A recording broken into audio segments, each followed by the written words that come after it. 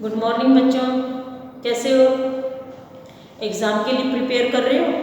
बच्चों, last time मैंने आपको बहुत इंटरेस्टिंग और इजी लेसन करवाया था, that is water a precious resource. आज मैं ज़्यादा नहीं करवाऊंगी क्योंकि आपके एग्ज़ाम अभी स्टार्ट होने वाले हैं, तो इसलिए बहुत थोड़ा सा करवाऊंगी, वो भी बिल्कुल जनरल, जो कि आपने प्रीवियस क्लासेस में भी पढ़ा और इतना जनरल है कि आप बड़े आराम से उसको समझ सकते हो। तो सबसे पहले तो मैंने आपको बताया था ग्राउंड वाटर। आपको पता है जो भी वाटर हम यूज़ करते हैं मेनली ग्राउंड में। मैंने आपको पहले सीपेज बताई थी कि जो भी पानी आता है, अभी आपको मैंने बताया था पक्का फ्लोर एंड कच्चा फ्लोर। अगर हम जैसे पक्का फ्लोर है, कंक्रीट का बना है, इस पर हम पानी का एक गिलास गिरता है तो क्या होता है, हमें उसको क्लीन करना पड़ता है। वी हैव टू मोप, वो मतलब अपने आप से वो नहीं होता। लेकिन अगर आप किसी कच्चा फ्लोर को देखो, that is made up of soil, मिट्टी, हाँ, उसमें क्या होता है, अगर आप एक गिलास पानी का ड्रॉप करते हो तो वो थोड़े टाइम बाद अपने आप को नीचे चला जाता है, एक तरह से उसकी सीपेज हो जाती है, तो आपको क्लीन नहीं करना पड़ता, वो अपने आप उसमें सीपेज होता है। तो seepage of water in the ground या seepage of water in the soil, that is called as infiltration. ये मैंने आपको लास्ट टाइम भी बता दिया था बच्चों, इनफिल्ट्रेशन क्या होता है, वाटर टेबल भी बता दिया था कि जैसे ही हम डिग करते हैं हमारे सोइल में, तो एक स्टेज ऐसी आती है कि वो वाटर जो है हमें नजर आने लगता है, या हम कह सकते हैं वाटर अवेलेबल होता है। तो level of water under the ground, that is called as water table. ये भी मैंने आपको बताया था, याद है? और मैंने स्पेशली कहा था कि बेटा इसकी डेफिनेशंस नोट कर लो, क्योंकि आपके एनसीईआरटी में गिवन तो है, लेकिन मैंने एग्जैक्ट डेफिनेशन लास्ट वीडियो में आपको बता दी थी। एक्वीफर, अब इसकी डेफिनेशन बेटा सब बच्चे नोट करो, क्योंकि एनसीईआरटी में प्रॉपर नहीं दी गई। एक्वीफर क्या होता है, huge underground lake filled with water, gravels, rock from which water can be drawn, that is called as aquifer. I repeat, huge underground lake filled with gravel and rocks and from which water can be drawn is called as aquifer. अब आप कहोगे कि aquifer से water कैसे draw कर सकते हैं? Bye tubal और हैंडपम्प। आई थिंक हैंडपम्प तो सभी ने देखा होगा, ट्यूबल, उससे भी हम इसको ड्रॉ कर सकते हैं। फ्रॉम वाटर जो है, फ्रॉम हैंडपम्प और tubewell we can draw water from aquifer. ये तीनों चीजें आपको क्लियर हो गई। अब क्या वाटर टेबल हर जगह सेम है?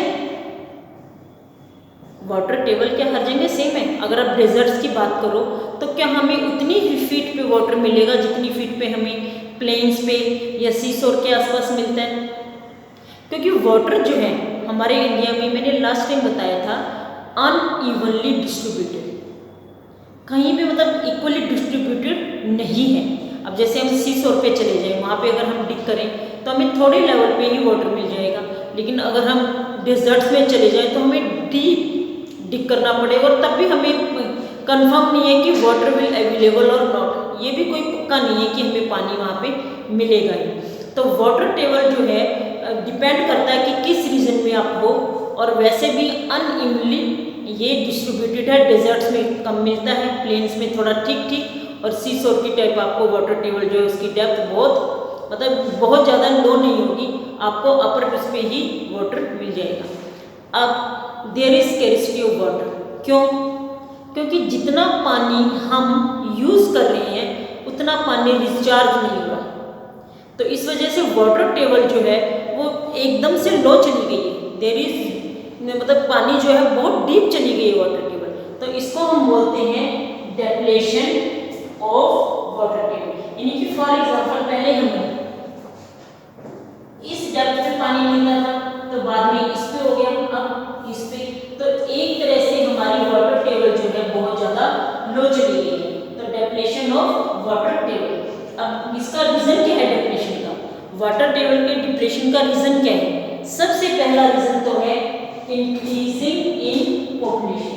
अब पॉपुलेशन जो है हमारे डे बाय डे इंक्रीज हो रही है। आपको पता है कि इन 1947 इट वाज ओनली 40 करोड़, और अब देखो अबव 100 करोड़, 100 करोड़ से भी ज़्यादा है। तो हमारी जो पॉपुलेशन है वो इंक्रीज हो रही है, तो हमें वाटर भी ज़्यादा चाहिएगा फॉर कुकिंग, फॉर क्लीनिंग, हाँ, फॉर बेदिंग, तो हर चीज़ के लिए हमें पानी की ज़रूरत होती है। तो सबसे पहला रीजन तो क्या है, इंक्रीजिंग पॉपुलेशन। पॉपुलेशन इंक्रीज होने से हमारी वाटर की डिमांड बढ़ गई है। Second, increase in lifestyle. अब लाइफस्टाइल इंक्रीज होने से भी क्या होगा, हम इंडस्ट्रीज क्रिएट कर रहे हैं, हमें और मतलब अच्छे से अच्छा हम अपना घर बना रहे हैं, कंक्रीट का बना रहे हैं, हम थोड़ा हमारा पहनने का लाइफस्टाइल ये जो हमारा चेंज हुआ है। हम पहले हमारे पास बहुत सारे क्लोथ्स होते हैं, पहले ऐसा नहीं होता था, तो इसकी वजह से भी requirement of water is increase. तो इनमें जो लाइफस्टाइल के चेंज होने से भी हमारी जो वाटर की डिमांड है वो इंक्रीज हो गई है। थर्ड हमारा क्या है, इंक्रीजिंग इंडस्ट्री। अब इंडस्ट्रीज इंक्रीज हो गई हैं, जैसे पेपर इंडस्ट्रीज हैं, वुलन इंडस्ट्रीज हैं, क्लॉथ इंडस्ट्रीज हैं, कोल माइनिंग, ये सब, इनके लिए भी पानी तो चाहिएगा ही। अब इंडस्ट्री है, इंडस्ट्री विदाउट वाटर नहीं चल सकती, तो इंक्रीजिंग इंडस्ट्री इस वजह से भी हमारी वाटर की डिमांड बढ़ गई है। नेक्स्ट है एग्रीकल्चरल एक्टिविटी। एग्रीकल्चरल एक्टिविटी में क्या होगा कि देखो, एग्रीकल्चर आपको पता है कि प्लांट्स को वाटर चाहिए ही चाहिए, plants can not live without water. अब जैसे राइस है, राइस के लिए हमें बहुत ज़्यादा वाटर चाहिए होता है। डेजर्ट्स में प्लांट्स क्यों नहीं ज़्यादा ग्रो कर सकते, वहाँ सिर्फ कैक्टस इस तरह के ही प्लांट्स क्यों होते हैं, क्यों, क्योंकि there is scarcity of water in deserts. लेकिन प्लेन पे अगर हम ये प्लांट्स ग्रो कर रहे हैं या क्रॉप्स ग्रो कर रहे हैं, वी नीड वाटर। तो एग्रीकल्चर एक्टिविटीज इंक्रीज होने से भी वाटर की डिमांड इंक्रीज हो गई है। नेक्स्ट है रिड्यूसिंग फॉरेस्ट कवर। फॉरेस्ट ये बेटा आपके एनसीईआरटी में गिवन नहीं है, लेकिन इंपॉर्टेंट पॉइंट है, reducing forest cover. Forest cover क्या था, पहले हम क्या देखते थे, इवन 20 ईयर्स बिलो भी हम क्या देखते थे, कुरुक्षेत्र सिटी की ही बात करें तो देयर इज वेरी ग्रीनरी, मतलब टू मच ग्रीनरी, और उसमें क्या होता था कि there is plantation all over. लेकिन अब उनको क्या है कि प्लांट्स को कट करके हमने क्या कर दिया, हाउसेस, मॉल, हाँ, इंडस्ट्रीज, ये सब हमने बिल्ड किए, तो इस वजह से फॉरेस्ट कवर इंक्रीज हो गया है, फॉरेस्ट कवर डिक्रीज हो गया, फॉरेस्ट कवर अब रहा ही नहीं। अब फॉरेस्ट नहीं है क्योंकि forest help in bringing rain, इसी वजह से अब रेन की जो हमारी वो भी कम हुई है, पहले रेन ज़्यादा होती थी, अब थोड़ा कम है।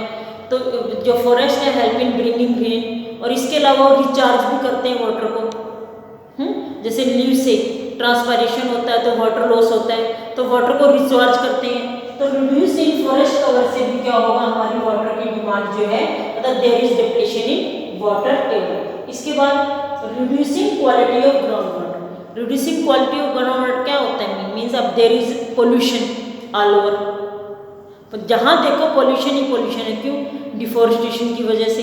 वी आर कटिंग प्लांट्स को हम ज़्यादा से ज़्यादा कट कर रहे हैं, तो इस वजह से पोल्यूशन हो रहा है, फ्रेश एयर नहीं है। हम बहुत सारी इंडस्ट्रीज लगा रहे हैं, इंडस्ट्रीज में कई बार क्या होता है, डायरेक्टली जो है पानी हम वाटर बॉडीज़ में छोड़ देते हैं, तो it reduce the quality of ground water. तो ग्राउंड वाटर की जो क्वालिटी है, अब जाहिर सी बात है, जो पोल्यूटेड वाटर है वो सीप होगा और उसकी क्वालिटी को डिक्रीज कर देगा। तो इस वजह से हम उस पानी को ज़्यादा यूज़ नहीं कर सकते, बिकॉज वो पोल्यूटेड होता है, कंटेमिनेटेड होता है, और कंटेमिनेटेड वाटर से वाटर बोर्न डिजीज हो सकती है। तो इस वजह से ये हमारे रीजन है डिप्लेशन ऑफ वाटर टेबल। और ग्राउंड वाटर में मैंने सब आपको बता दी है, ये सब मैंने आपको एक्सप्लेन कर दिया। बेटा एक बार पढ़ लेना, ज़्यादा मैं कुछ करवा नहीं रही। Next time we will start water management. Clear बच्चों, और अच्छे से बेटा एग्जाम के लिए प्रिपेयर करना है, सबको फुल मार्क्स लेने हैं, इसीलिए मैंने आज कम करवाया, अदरवाइज मैं आज ये चैप्टर कंप्लीट करवा देती, बट मैंने कंप्लीट नहीं करवाया ताकि आपको। लेकिन बेटा ये 4 या 5 पॉइंट्स तो आप कर सकते हो, हार्डली 1 पेज आपका बनेगा, तो बेटा थोरोली चैप्टर रीड कर लेना। ओके बच्चों।